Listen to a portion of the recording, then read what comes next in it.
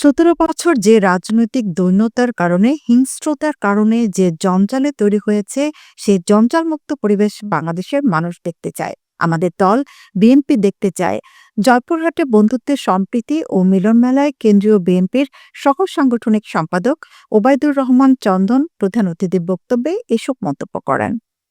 শুক্রবার রাতে জয়পুরহাট শহরের বউবাজারে প্রফেসর পাড়া বাল্যবন্ধু গ্রুপের আয়োজনে জয়পুরহাট সরকারি কলেজের সাবেক ভিপি আল আমিন সবুজের সভাপতিত্বে বিশেষ অতিথির বক্তব্য রাখেন জেলা বিএনপির আহ্বায়ক গুলজার হোসেন, যুগ্ম আহ্বায়ক মাসুদ রানা প্রধান, পৌর বিএনপির সাধারণ সম্পাদক আবু রায়হান উজ্জ্বল, কৃষক দলের আহ্বায়ক সেলিম রেজা ডিউক, স্বেচ্ছাসেবক দলের সদস্য সচিব এস এম শামস মতিন, জেলা যুবদলের সাবেক সভাপতি ওবায়দুর রহমান সৈয়দ সহ বিএনপি ও অঙ্গ সংগঠনের নেতৃবৃন্দ সহ অনুষ্ঠানের আয়োজকরা। অনুষ্ঠান শেষে নৈশভোজে অংশ নেন আমন্ত্রিত অতিথিবৃন্দ।